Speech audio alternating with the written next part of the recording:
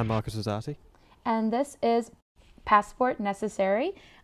This is a podcast that's dedicated to what it's like being a TCK, how it's affected us now as adults, and what it was like for us as kids. Mm-hmm. And today we are going to be getting into a very fun subject area. We're going to be talking about religion. Which is always good fun. Oh, yeah. Excuse me, my background is both my parents were raised Catholic. My mom comes from southern Louisiana, which is a primarily Catholic region. And then my father comes from Normandy, which is also fairly Catholic. Yep. And then when they had me, they very quickly decided we're not raising our child with any sort of religion. So I had a very interesting way of growing up where I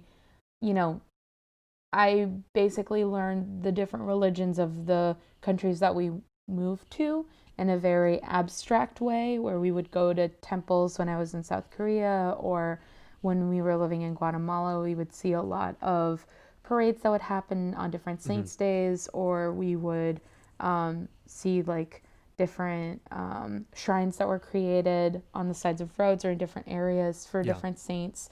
It wasn't really until I got to Japan that I started actively thinking about, religion and how it affected that country and that society. I just didn't really think about it before then. And yeah, what about you? Yeah, I mean, because my dad says he's Catholic. I don't think he's actually particularly strict at all. He never actually taught us that much about it. My mother comes because her father was from India and her mother was from the UK. My grandmother is Church of England, which is basically kind of what you say. It's a state religion of the United Kingdom. Well, certainly of England anyway. But my grandfather came from a Muslim family. So between my parents, she was never brought up as a Muslim or particularly religious at all. I think she's a little suspicious of it, which is understandable. But I think my sort of first real thinking about this sort of stuff is my mother told us that, a little bit about Islam, not a lot. And we were taught a little bit about Christianity because we knew about this sort of stuff. But my real sort of first thing, actually, weirdly, in sort of seriously looking into religion and thinking about it a bit, was a TV series that I think was done in the 1990s by Terry Jones, who sadly died at the beginning of this year, end of last year. One of the Pythons, he did a series on the Crusades. And that was the first time I really sort of was shown what religion sort of was and the differences between religion in a weird way. I mean, it was a particular kind of way of looking at history. He likes to kind of show a kind of counter narrative to certain historical viewpoints, and that's what he does through a lot of his programs, which is interesting. But it's the first time I'd ever really had a look at it and saw it. I mean, obviously living in Japan, you would see the temples and we'd taken around the temples and stuff like that, but you never saw them as particularly. You saw them as religious things, but not necessarily. You didn't worry about them so much. It's like the equivalent of somebody walking through the UK and seeing a church here and there. It was because it was just normal. That's what you would see. That's just part of the architecture and that's part of the space. But then the first time you start thinking about it is when you suddenly see that your family has two clearly different religions, i.e. Christianity and Islam. And then you see stories of these two being pitted against each other in a particular way, which is really bizarre and interesting. And that's sort of my introduction, is that the different people have different views, particularly is the idea. These people see different views, but you can see that your heritage sits on either side of the divide. Right. Catholics against a particular form of Islam, which is interesting. And you start looking into the two religions and trying to see how they're different. And that's more a heritage thing than an actual sort of introduction into a particular sort of religion as such. I was baptized as a Catholic, but my parents sort of say they regret it. I was never put in through any sort of particular Catholic thing at all. Like you didn't do confirmation or any of that? No, none of that. I also was baptized, apparently. There's a fun story my grandma likes to tell, is that when I was very little. I don't remember her, but she was like my great grandmother, I think. She was still alive at the time, and she basically took me and baptized me in the kitchen sink. Because Well, you can do apparently, that. yeah, you can do Yeah, yeah, that. yeah. If You you're can do that. Catholic, you can baptize whomever. It doesn't matter. They don't have to be a priest or anything. So I have been baptized. So my baby Uh-huh. soul was saved according to the Yeah. Catholic religion. But I've literally done nothing else to continue to save my soul.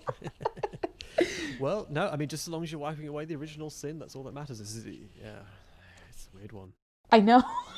I remember my mom telling me that. I think it was my grandma telling me that. I was like, and no one was like, maybe not. They're like, yeah, I mean, it doesn't hurt. It's just a little water. I was like, okay, that's Yeah. fine. I don't mind. Yeah, and then since then, my parents, not that they were non-religious, it was Mm. more that we talked about it when I was much older. I think it was in my teens when I asked them, why didn't you raise either my brother and I with any religion? And they said, well, honestly, we just wanted you guys to make your own decision and figure out what Yeah. you wanted for yourself. Because Mm. both of them had been raised where it wasn't really a choice for them. There was this feeling Right. you had to go to church, you had to participate, you had to go to these things. And especially for my mom, she's a lot more vocal about it. My dad has never really actively talked about Mm. his religious upbringing, but I know that from my mom, she never really enjoyed any of it or really felt very Right. strongly attached to it. And in fact, when she was in high school, she went to Sacred Heart Academy, where like all the Mm. teachers were nuns. So it was quite religious. And they kept trying to get her to, I think the confirmation, that's like the last thing you need to do. Is that the last? Confirmation is where you say that you understand what's going on essentially and you agree to it. It's an interesting idea because it happens in the Church of England as well. So the Catholics have confirmation and the Church of England have confirmation as well, which is you get baptized as a child. Mm-hmm. So you kind of, that's your induction, but you have to go through confirmation in order to say, yes, I believe in all this stuff and I understand it and I am like, a member of the Catholic faith or I am a member of the Church of England. You have to agree to it And then essentially. there's another step, isn't there? I think there's like one more step. There And might be. whatever it was, my mom refused. She Mhm. refused to do it. And like the nuns were like, you have to do this. And she was like, no, I don't have to. I don't believe in it. I'm not No. going to do it just because you want me to do it. I have no interest in this. And actually, my mom like specifically like chose to leave the church. Like she was like, Right. I'm no longer going to church in a religious believing way. Hmm. I don't know how old she was. I don't think I was around yet, but she went to a mass for Christmas. Hmm. And this must have like really affected her because she like describes it very specifically. But she went to mass for Christmas, and the priest spent the entire time basically talking about how women were servants to men and they should be in the kitchen and they should be barefoot making babies and that's all that Oh they were God. supposed to do and that was their Catholic duty. And my mom said, okay. And she left and she never went back to church in a religious way. And she, like, we've been to churches, we visited Hmm. churches, we did it in Europe and we went around and looked at them, but there was never an element of like, we need to go and pray. It was more just like, Going to look the at the service. artwork. Mm. Let's go to see all the architecture and like, isn't this so interesting? All the stories. It was more about this is an interesting aspect of history and Yeah. culture and architecture, and not this is part of your heritage or part of your upbringing. Yeah. Cause it's interesting because I mean, like that wouldn't be my sort of. I mean, because I think particularly in Britain, it's interesting because particularly talking about Catholics, because obviously France is it's a Catholic country nominally. Mm-hmm. But I think certainly the French had a particular thing where they had special dispensation from the Pope to an extent to be able to run the church in France in their kind of own way. The popes and things were never actually always as powerful as people make out that they were. Mm-hmm. So particularly, it's the thing is that when first the this is going back into history, but when first Henry VIII was trying to get divorced from his first wife, Catherine of Aragon, England specifically, I mean, we're not talking about the whole of Britain because it was divided at the time, England was specifically still Catholic. Mm-hmm. So in order to get his marriage annulled, he would have to go through the Pope. The problem was, the Pope was kind of being handed around by all these powers in Europe, and one of the people, I think it was Charles V in the Holy Roman Empire, was a relative of Catherine of Aragon, who was Henry VIII's first wife. So he had vested interest in making sure that they stayed married. Yes, and so the popes weren't necessarily as powerful as people make out, and there were even periods in European history where there were two popes. I love that story. There was a time where we had three. There was a time in history where we had three popes, and they were all arguing that the other one was not the real pope. I love that. It's so great. It's so weird. But I mean, it's just kind of the weird thing about the Catholic Church. This is not this monolithic thing that people think it is, but particularly in France, that's why you have Avignon. Used to be the seat of one of the popes. And it's funny because I think the Catholic Church is much more diverse and weird than people think it is. Because there are certain things that go on in Spain that you would just not see in other parts of the world. Because Catholic Church is malleable. It's weird. It moves. It shifts and divides. So you could be a Catholic, but but Catholic just means all embracing, right? Which is interesting because in the Anglican Church or the Church of England, there's something in line in there talking about how you believe in the church. They call it the Catholic Church, and Catholic just means all embracing. Interesting. But it's literally within Church of England text to say I believe in the Catholic Church, which is they mean the all embracing church. It's just not to say the religion Catholicism. Yeah. Okay. We just don't like the Pope. Is essentially what they're saying. We like the religion. We don't like this man. Yeah, which is why we're going to do it our way. It's so interesting, and I definitely agree with you on that, on how malleable it is, because that was something I started noticing when I was living in Guatemala, was that people there were ostensibly Catholic. They they went to mass and they would practice a lot of Catholic service, and they would always say bless you, and it was quite a Catholic based society, but there were also ways of interacting with saints that felt closer to a more, I hate the term, but more pagan, more based on smaller older deities that existed there before the Catholics came there. And there were just certain ways of, it was saint worshiping, where it was specific to a saint, you're not praying to the one and only God. You're praying to a specific, you're going to keep me safe, and you're going to make sure I travel well, and you're going to make sure that I have a long life. You would go to very specific saints for very specific reasons. You wouldn't just go to church and say, I need help, which is, I feel like what the more European aspect is that you go and you believe it's the one God, the only God. He's the one who, or they, whatever, have the power. But within, at least my experience in Guatemala, it seemed to be, yes, you believed in God, but you also believed in all these smaller saints that had some deific elements to them who would protect you and help you and guide you through life. So it's still Catholicism. They still absolutely believed, but it was a little bit more branched out and specific, I found. Yeah, because it's interesting, because I mean, if you look at the way, I suppose historically, you got the schism, which I think was in 1054, when what we now call the Catholic Church split from the Orthodox Church, which sits in Eastern Europe.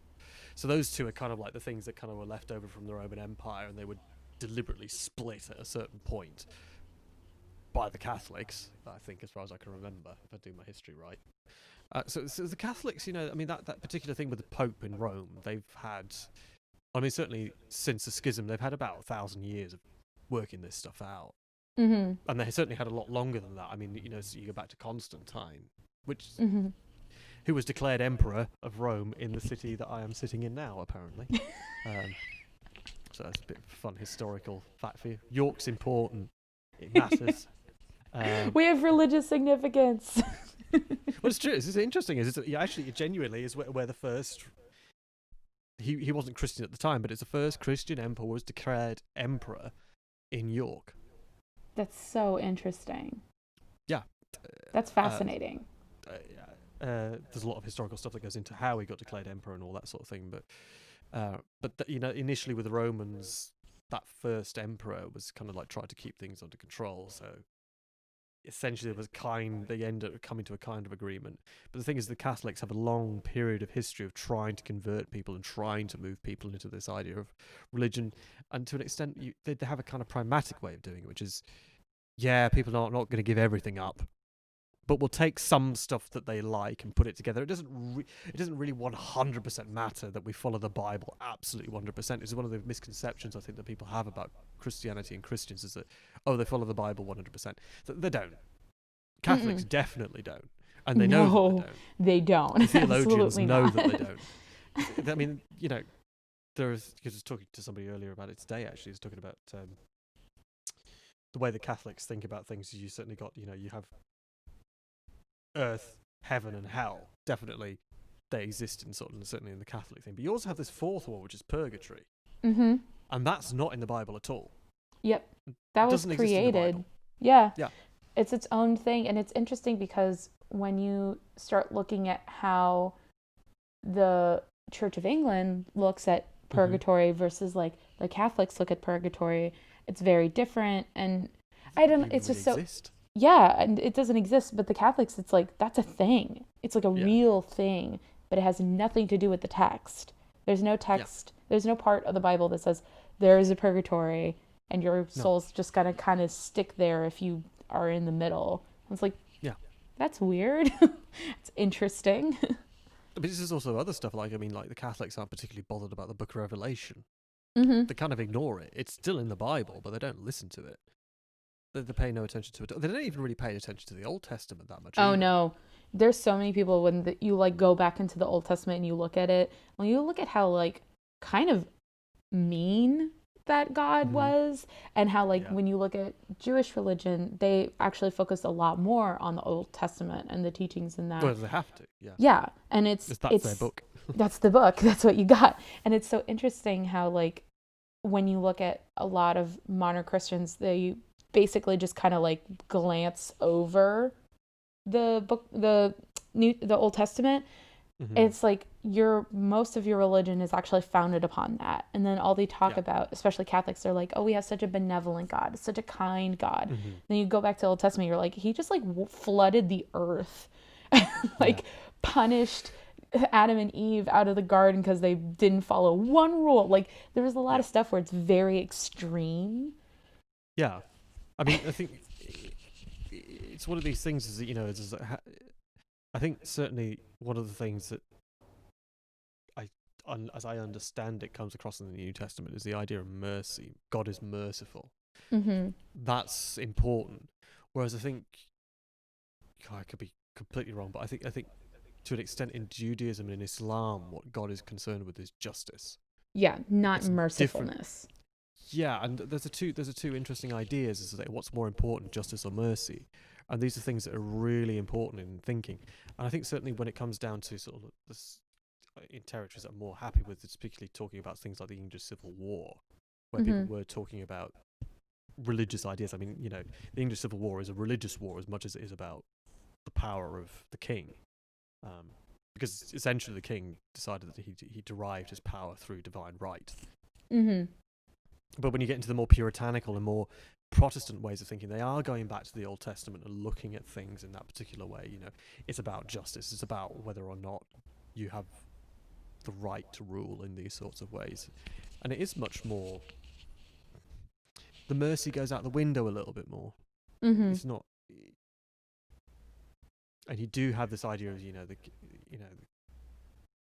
going back to the Old Testament a little bit more, looking at Revelation as well, which is really an interesting one, looking at the book of Revelation and that sort of thing, and seeing it as like coming into the end times, and we're going to like set the world to rights, and we're going to build Jerusalem in England and all that sort of stuff. There's literally some of the thoughts were those sorts of things, and it's interesting, particularly with religion. I mean, it's, particularly focusing on Christianity at the moment, but I mean, there's so much stuff in there that's quite complicated and difficult to unpack. And I think the thing is, it's certainly being sort of like coming from looking at it from the outside and then coming back to it and looking in. It's interesting because you do look at some people who claim to be very religious and believe in God and stuff, and you start talking to them about this stuff, they have no idea that it exists. Mm-hmm. I think, which is really interesting. and I think that was something that I really appreciated about one of my first school that I went to in Japan. I was in Yokohama at the time, and I went to a Catholic school for 1 year. It was a pretty lenient school. I mean, because we had kids in that school who were Sikh, we had kids in the school who were Hindu, who were Muslim. Like, we really did have a little bit of everything, even though it was still considered a Catholic school. And one of the courses we had to take was religious studies. And I was so happy that I took that course at that time. It was in the 7th grade. And it was a great course because it really broke down what are the different belief systems. Like, at the core of the religion, what do they believe in? What are they trying to do? What are they teaching to their followers? What are things that you have to do in your life? Like, within the Muslim religion, there is one of the things you have to do is to give to the poor. You have to be charitable. Charity. That is literally built into the religion. Yeah, it's one of the 5 pillars is you have to be charitable and give to those who are less fortunate than you.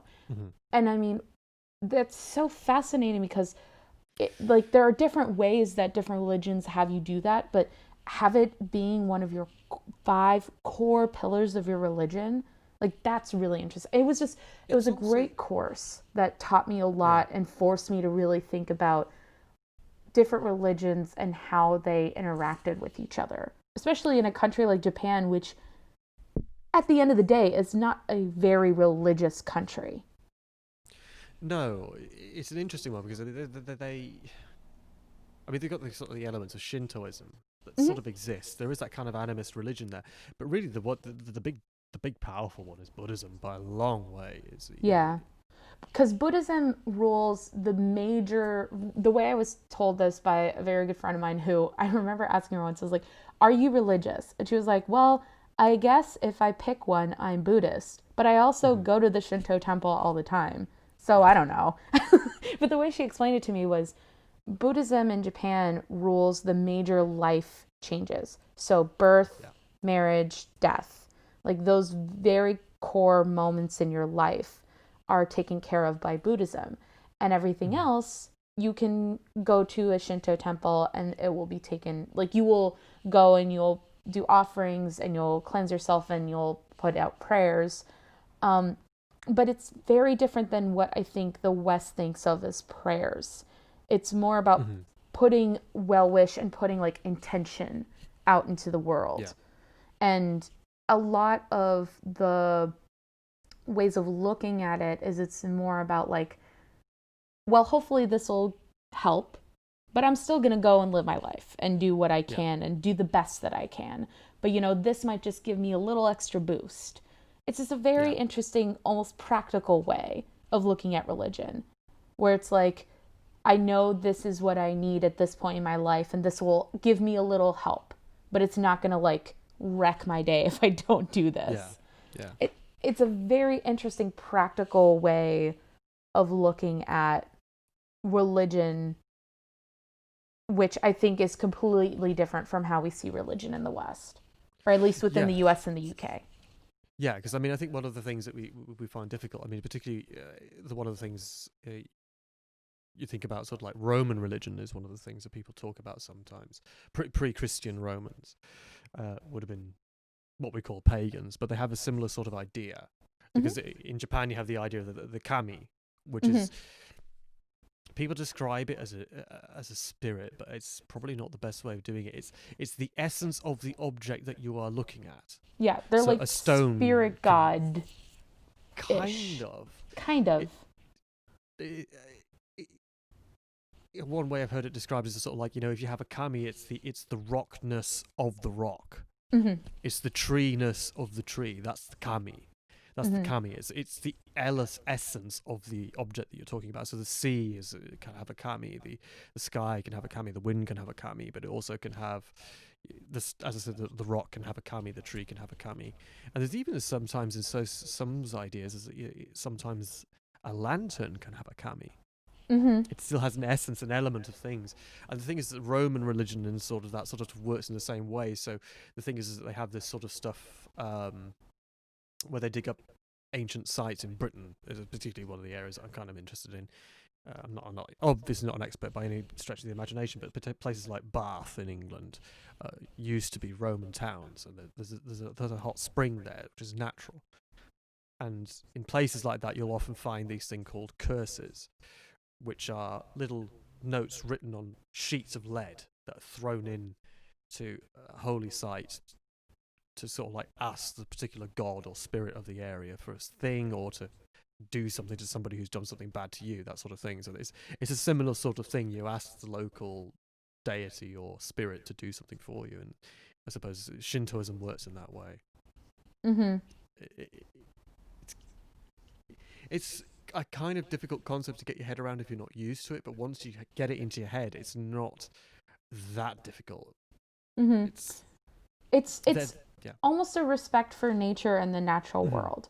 Because one of my favorite stories when we were living in Japan was we would go to Arima when we were living in Kobe all the time. Arima is a village that's in the mountainside, and they're known for hot springs. They're known for their beautiful nature walks. And every time you would drive from Kobe to Arima, there's a part of the road in the mountains where the road would divide around this giant boulder. Like, there's no other way to describe it. It was just this huge friggin' rock. And you would drive around it, and then you would just keep going. And I remember one time asking my friends, I was like, why is this thing here? Like, why didn't they just, like, move the rock or do something? And they were like, well, they didn't ask the spirit, the kami of the rock, if it was okay. And when they tried to move it, they had workers who died or who were injured because they tried to move the rock. So to leave the spirit alone is better than to curse the area. So they built the road around the rock. And so it's things like that, little things like that, where there's such an awareness of the spiritness of nature, of how, like, it's so linked and intertwined with us. Like, we don't exist without this natural world, and vice versa. And we really need to be kind and understanding of it. And I think that's very strongly intertwined with Japanese culture, of that awareness of nature, that awareness of the kamis within nature, and you have to respect it. You really do have to take the time and be aware of it. And like Hanami is one of the biggest celebrations of Japan, and it's a flower festival. Like, it is literally a festival that is dedicated to the beauty and the ephemera of flowers. Like, it's this respect towards the natural world that I think is fairly unique. I'm not. Yeah, I mean, I think there's also another thing is you think about within, certainly as far as I know, Western Europe. You have to think it's the respect for ancient monuments that are actually kind of,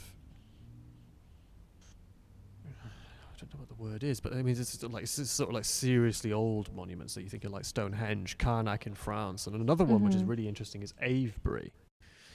Avebury is the biggest stone circle in England, and it's big, it's huge. It's so big that people built a village inside it. There is a village inside this stone circle. It's a huge ancient monument, which is sort of like Neolithic or Bronze Age. And I think the thing is that people, even into more recent times, people have decided not to move these things, not to destroy them, because somehow, whatever it is, we sort of see a certain kind of connection to the past.